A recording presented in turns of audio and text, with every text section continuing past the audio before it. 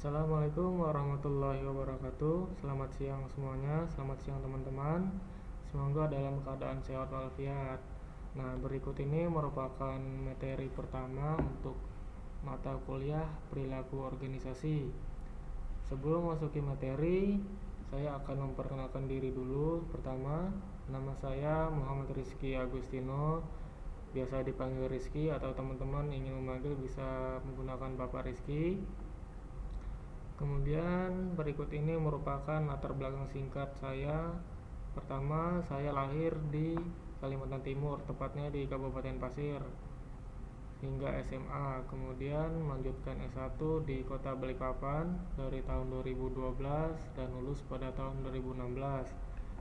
Nah, pada saat tahun 2015 juga Bapak sudah mulai bekerja hingga tahun 2017 di PT Pertamina RU5 Balikpapan sebagai staf quality management. Setelah itu pada tahun 2017 awal, Bapak memutuskan untuk resign dari pekerjaan dan memutuskan untuk melanjutkan pendidikan di Master Management UGM Yogyakarta dan lulus pada tahun 2019. Pada tahun berikutnya Bapak menetap selama kurang lebih 1 tahun di Surakarta. Nah, dalam 1 tahun tersebut Bapak menyelesaikan beberapa karya tulis, yaitu ada 3 judul buku dan 2 jurnal penelitian yang bertema terkait manajemen SDM dan manajemen strategik. Kemudian pada bulan Januari 2021 kemarin Bapak mulai bergabung di UKB sebagai dosen di prodi manajemen. Nah, berikut ini beberapa karya tulis Bapak berupa buku. Pertama, 50 hal menjadi orang HR, kemudian Isra di Ordering Framework, kemudian ada pengembangan dan perubahan organisasi. Nah, kemudian terkait mata kuliah perilaku organisasi, ada beberapa hal yang akan kita bahas. Yang pertama yaitu kontrak kuliah. Nah, perkuliahan kita akan dilakukan secara daring. Terkait COVID ini, kita belum bisa melakukan kegiatan belajar mengajar secara offline atau tatap muka, sehingga secara daring ini merupakan metode yang umum dilakukan di beberapa perguruan tinggi. Kemudian dalam aktivitas kuliah kita akan ada presentasi, diskusi, tanya jawab, dan studi kasus. Kemudian untuk tugas teman-teman nanti ada 2 pembagian tugas. Yang pertama tugas harian, nanti akan ada tugas harian di akhir materi. Kemudian ada kelompok nanti, karena jumlah mahasiswanya sedikit, nanti tugas kelompok ini akan menjadi tugas individu, di mana teman-teman nanti akan bergantian untuk mempresentasikan topik materi. Nanti ini presentasinya akan dilakukan setelah UTS ya. Jadi teman-teman mohon mempersiapkannya. Kemudian terkait kontrak kuliah, di sini ada bobot penilaian. Yang pertama kehadiran 10%, keaktifan dan etika 10%, tugas harian 20%, presentasi individu, UTS dan UAS masing-masing 20%. Kemudian ini ada range penilaiannya. Nah, untuk mata kuliah perilaku organisasi ini sebesar 3 SKS untuk semester 6, dan saya yang akan mendampingi teman-teman dalam mata kuliah ini. Nah, dalam pertemuan pertama ini harapannya teman-teman memahami konsep organisasi itu seperti apa dan pentingnya perilaku organisasi itu untuk dipelajari, serta memahami dinamika organisasi dan isu yang terjadi di organisasi. Nah, dalam mata kuliah perilaku organisasi di sini ada kurang lebih 14 topik pembelajaran yang akan kita bahas. Yang pertama, di pertemuan pertama ini kita membahas kontrak kuliah yang sudah Bapak sebutkan tadi. Kemudian akan membahas konsep dasar organisasi seperti apa. Pertemuan kedua, dasar-dasar perilaku individu, dan hingga pertemuan 7 ini yang akan Bapak presentasikan. Nah, ini nanti materi yang akan Bapak sampaikan kepada teman-teman melalui video-video seperti ini. Nah, selanjutnya setelah UTS mulai dari pertemuan 9 sampai pertemuan 14 nanti teman-teman yang akan menyajikan materi secara bergantian. Karena mahasiswanya ada 6, maka satu mahasiswa akan mendapat satu topik. Nanti bisa dipilih secara bebas atau ingin memilih topik silahkan kita diskusikan di grup ya. Nanti harapannya pada pertemuan 15 kita akan membahas kasus. Di sini nanti kita akan ada battle. Nanti teman-teman dari 6 mahasiswa ini akan dibagi menjadi dua kelompok. Nanti akan ada battle-nya. Kita akan membahas studi kasus terkait perubahan organisasi. Seperti itu ya. Selanjutnya kita masuk ke teori, yaitu pengantar perilaku organisasi. Secara garis besar, pada pertemuan pertama ini kita akan membahas definisi dan konsep perilaku organisasi. Kemudian pentingnya mempelajari perilaku organisasi. Ketiga, ilmu-ilmu yang berkaitan dengan perilaku organisasi, tantangan dan peluang dan perkembangan perilaku organisasi. Yang pertama, untuk memahami apa sih perilaku organisasi itu, hal yang terpenting adalah kita harus memahami definisi organisasi. Yang pertama, untuk memudahkan bagaimana kita memahami konsep organisasi, yang pertama, organisasi ini terdiri dari 3 unsur. Yang pertama purpose atau tujuan, kemudian people atau orang, kemudian ada struktur. Jadi sebuah unit bisa dikatakan organisasi ketika memiliki tujuan, struktur, dan orangnya. Ketika salah satu saja tidak ada, jika hanya ada orang dan struktur, maka tidak bisa disebut dengan organisasi. Kalaupun hanya ada orang dan tanpa tujuan juga tidak bisa disebut organisasi. Ataupun jika hanya ada orang dan tujuan tanpa struktur juga tidak bisa disebut dengan organisasi.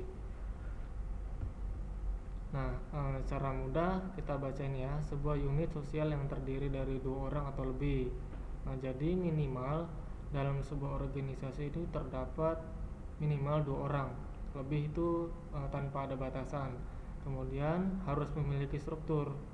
Struktur ini bisa berupa nanti akan menjelaskan siapa yang menjadi pemimpin dan siapa yang akan menjadi anggota. Dan tentunya organisasi ini memiliki tujuan. Tujuan ini harus dilakukan secara bersama, harus ada kerjasama dan koordinasi di dalamnya. Misalnya organisasi pecinta lingkungan, mereka harus mempunyai tujuan, misalnya memberikan penyuluhan kebersihan lingkungan kepada masyarakat. Itu harus dicapai secara bersama. Dalam struktur sendiri pasti nanti akan terdapat pemimpin dan anggota-anggotanya. Ini salah satu contoh struktur organisasi yang secara umum yang mungkin teman-teman juga sering melihatnya. Secara sederhana, organisasi ini pasti memiliki pimpinan dan anggota-anggotanya.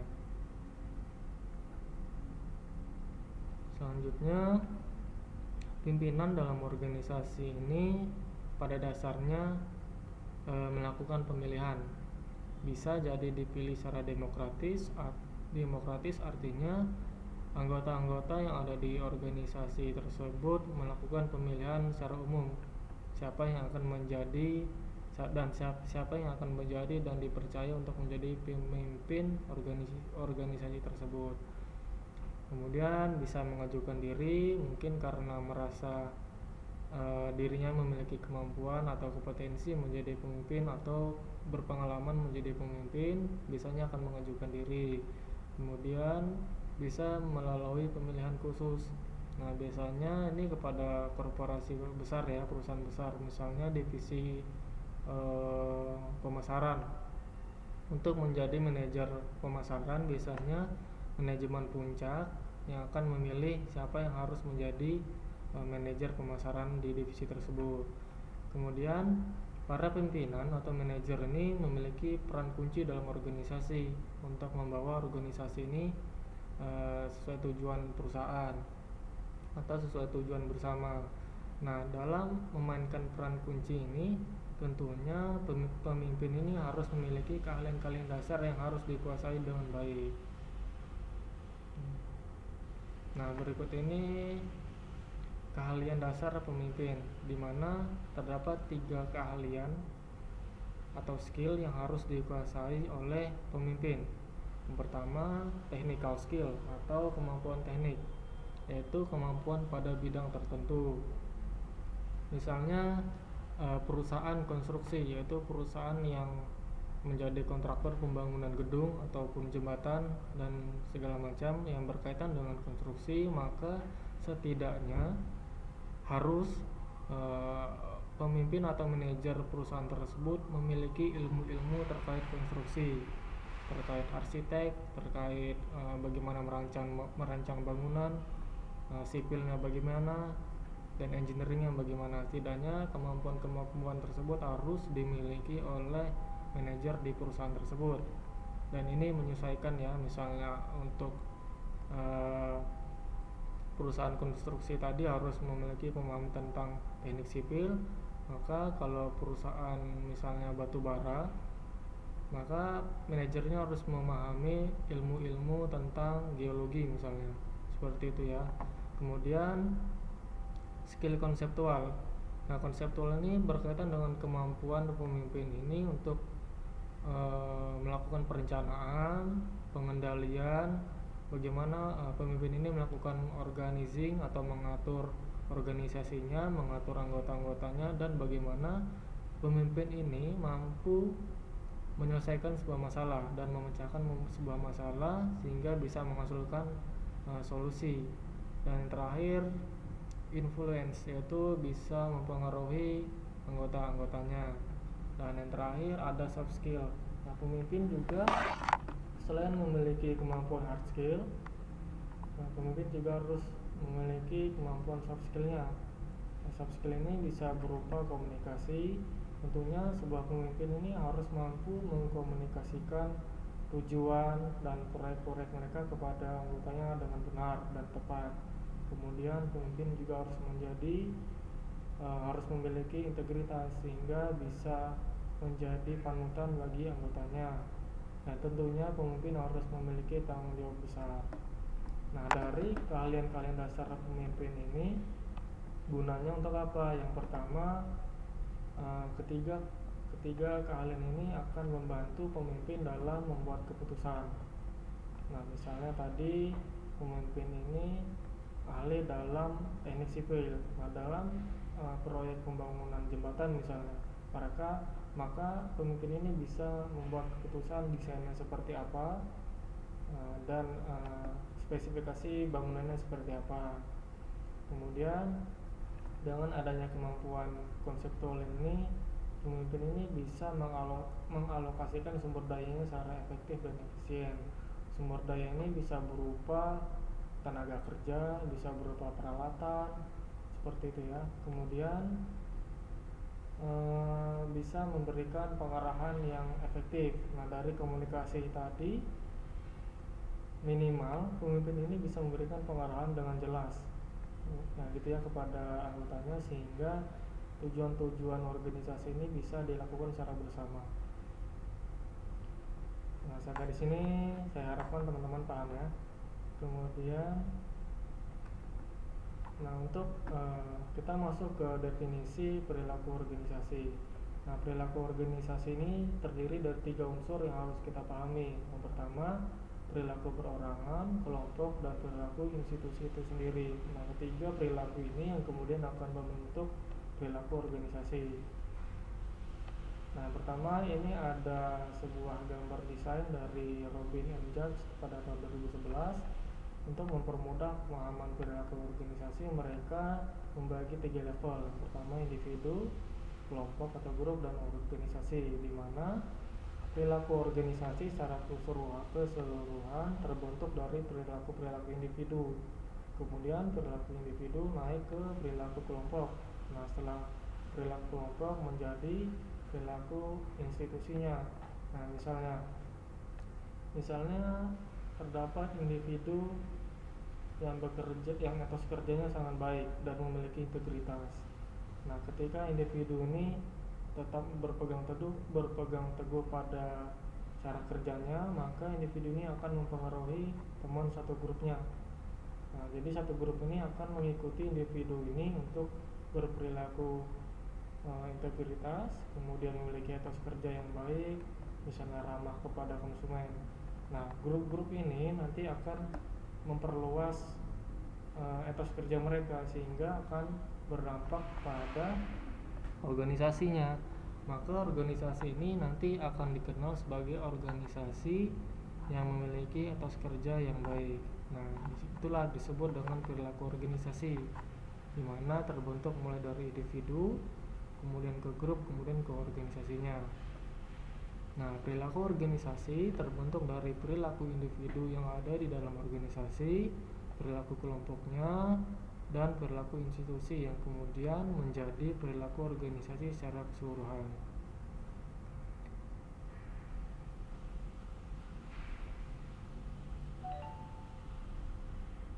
Nah, selanjutnya di sini terdapat disiplin ilmu yang berkaitan dengan perilaku organisasi. Yang pertama terkait ilmu psikologi, di mana akan membahas beberapa hal. Pertama, motivasi, kepemimpinan dan kepuasan. Kemudian ada sosiologi dan psikologi sosial, di mana sosiologi ini akan berkaitan dengan dinamika tim, ada kerjasama tim, kemudian konflik-konflik dalam tim itu akan banyak dibahas dalam ilmu sosiologi.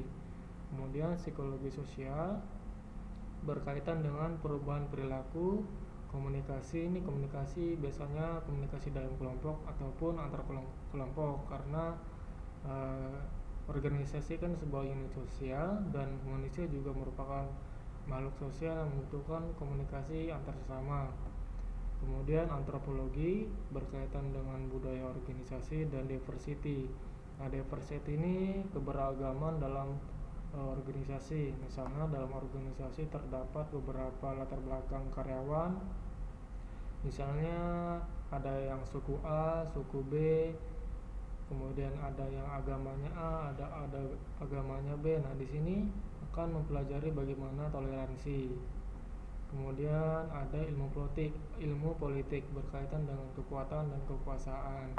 Nah, dari tiga layar ini, dari warna hijau, kemudian ini, psikologi ini akan lebih berpengaruh kepada perilaku individu.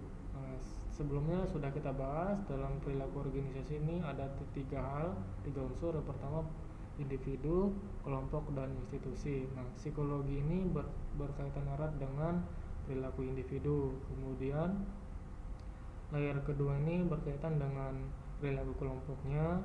Kemudian layar ketiga ini akan berkaitan dengan perilaku institusinya. Selanjutnya di sini ada tantangan dan peluang. Yang pertama, tantangan organisasi adalah menghadapi globalisasi, seperti meningkatnya tantangan dan kesempatan penugasan atau bahkan bekerja di luar negeri. Nah, saat ini banyak perusahaan-perusahaan di Indonesia yang mengirimkan pekerjanya ke luar negeri, ataupun perusahaan-perusahaan multinasional yang melebarkan sayapnya di beberapa negara. Kemudian bekerja dengan orang yang berbeda budaya. Nah, di sini kita harus memperkuat adaptasi kerja kita bagaimana, dan tentunya toleransi tadi. Kemudian peluang memindahkan aktivitas industri ke negara lain. Nah, ini biasanya terjadi ekspansi. Misalnya contohnya itu baru-baru ini perusahaan Honda mobil memindahkan pabrik mereka dari India ke Indonesia. Tentu saja hal itu dengan alasan salah satunya adalah tenaga kerja yang lebih murah maupun sumber daya yang mudah didapatkan ataupun pasar yang lebih menjanjikan di Indonesia. Oleh sebab itu, perusahaan Honda harus memiliki modal dalam perilaku organisasi mereka dalam beradaptasi dan toleransi. Kemudian mengatasi keberagaman di tempat kerja yang sudah kita singgung tadi, harus ada toleransi terhadap budaya, kebangsaan dan agama. Kemudian perubahan struktur demografi, kependudukan, pergerakan kependudukan dari desa ke kota, kemudian dari usia, karena saat ini Indonesia dipenuhi oleh usia-usia produktif di bawah 40 tahun dan dipenuhi oleh milenial, maka demografi ini akan dipenuhi oleh pekerja yang berumur di bawah 40 tahun. Kemudian dalam ini kita harus mampu mengidentifikasi masalah keberagaman, bagaimana kita beradaptasi dan bagaimana kita mentoleransi keberagaman di perusahaan, sehingga perbedaan-perbedaan yang banyak ini justru akan menjadi kelebihan dan sumber inovasi di perusahaan. Kenapa keberagaman ini bisa menjadi sumber inovasi? Karena dari ragam pekerja yang ada tentunya memiliki pola pikir, pandangan, dan pengalaman serta latar belakang yang berbeda, sehingga semakin banyak perbedaan dalam pendapat ataupun inisiatif, maka akan semakin kaya ide-ide yang akan ada di perusahaan tersebut, sehingga perusahaan bisa memiliki inovasi yang universal gitu ya. Selanjutnya, nah ini yang terakhir terkait bagaimana menghadapi isu masalah tenaga kerja. Masalah yang pertama yaitu adanya peraturan tenaga kerja, seperti peraturan pada Omnibus Law kemarin yang sempat ramai. Kemudian keterbatasan tenaga kerja dengan kompetensi tinggi. Nah ini masih menjadi PR untuk di Indonesia, di mana kita sangat banyak usia produktif tetapi kompetensinya belum merata. Nah ini menjadi PR bagaimana perusahaan ini bisa membentuk dan menciptakan tenaga kerja yang kompeten untuk mereka sendiri. Nah biasanya perusahaan ini rutin mengadakan seminar, pelatihan, dan segala macam untuk meningkatkan kompetensi pekerja mereka. Kemudian masalah pensiun dini dan tenaga kerja yang sudah lewat dari masa produktif. Selanjutnya, meningkatkan pelayanan pelanggan. Nah, yaitu dengan meningkatkan kualitas pelayanan, kemudian budaya peduli kepada konsumen dengan melihat tren-tren yang terjadi di masyarakat. Nah, sekian untuk materi pada pertemuan pertama ini. Kemudian di sini ada tugas harian yang harus teman-teman kerjakan.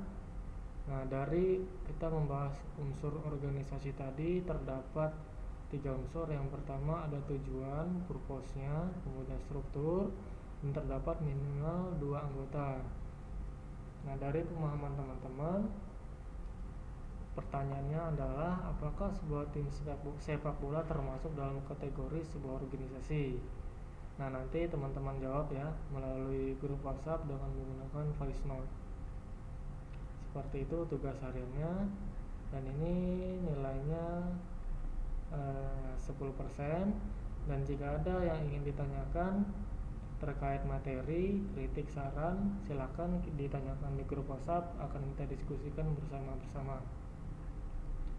Nah, demikian untuk pertemuan pertama ini, silakan ditonton dan dipahami. Bapak akhiri, wassalamualaikum warahmatullahi wabarakatuh.